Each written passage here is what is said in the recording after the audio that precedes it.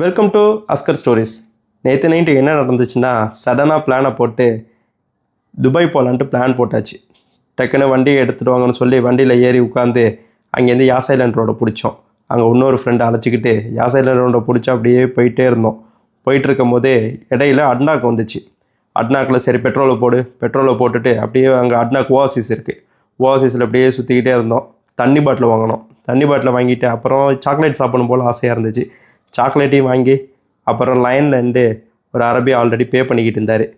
அவர் முடிச்சுட்டு அடுத்தது நானும் பே பண்ணிவிட்டு 5 ரூபாய்க்கு 3 பீஸ் ஆஃபரில் அப்புறம் டைரெக்டாக கராமா விட்டாச்சு. கராமாவில் ரமதான் ஸ்ட்ரீட் ஃபுட்டு போட்டிருக்காங்கன்னு சொன்னாங்க. அதையும் போயிட்டு எக்ஸ்ப்ளோர் பண்ணலாம் அப்படின்ட்டு அதோட வண்டி அங்கே விட்டாச்சு. அப்படியே போயிட்டுருக்கும் போது பார்த்தீங்கன்னா ரோட்டில் அப்படியே டிம்மாக இருந்துச்சு. ஏன்னா நைட் நேரம் யாரும் அதிகமாக இல்லை. அப்படியே அந்த ஸ்ட்ரீட் ஃபுட் அப்படியே உள்ளே என்ட்ராகும் போது நிறைய கடை ஃபுல்லாக மலையாளிஸ் ஃபேமிலிஸு ஃபுல்லாக நைட்டு ஃபுல்லாக ஒரே ஃபன்னு தான். அங்கே அப்படியே சுற்றிக்கிட்டே இருந்தோம். நாங்களும் ஒரு 4-5 கடை சுற்றி பார்த்துட்டு ஒரு 4 தெருவை சுற்றி வச்சுருக்குறாங்க. இந்த இடமும் கராமாவில் இருக்குது.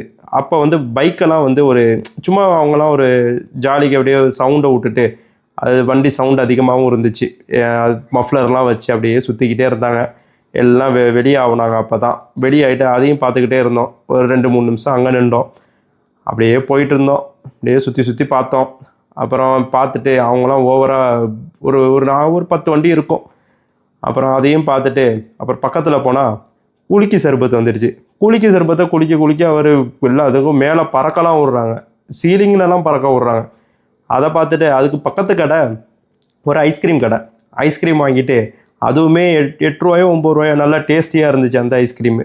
அதையும் பார்த்துட்டு அப்படியே நடந்தோம். தெருவா அப்படியே 2-3 தெருவை பார்த்துட்டு சரி கிளம்பலாம், இதுக்கப்புறம் டைம் ஆகிடுச்சு, சஹர் வைக்கணும் அப்படின்ட்டு லாஸ்ட்டாக ஒரு குல்ஃபியை சாப்பிடுவோன்ட்டு குல்ஃபி இல்லை குச்சி ஐஸ். அது குச்சி ஐஸ் சாப்பிட்டு கரி எக்ஸ்பிரஸ்ஸு ஓர்லான்ச்சில் இருக்குது. துபாய் தேரால ஓர்லான்ச்சில் இருக்குது.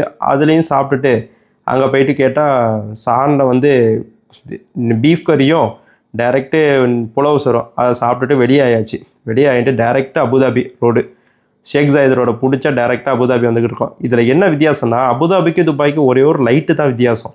அதில் பார்த்தீங்கன்னாலே தெரியும் உங்களுக்கு.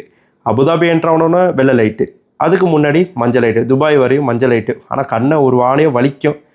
அபுதாபினா ஒரு க்ளீனாக இருக்கும். அதுக்கப்புறம் எல்லாம் தூங்கிட்டாங்க. என் கையில் வண்டியை கொடுத்துட்டு நீ ஓட்டு தம்பி நாங்கள் தூங்குறோன்ட்டு எல்லாம் தூங்க ஆரம்பிச்சிருச்சு. அதை அப்படியே உருட்டிக்கிட்டு பிடிச்ச மினிமா பயந்துக்கிட்டு சேர்ந்தாச்சு.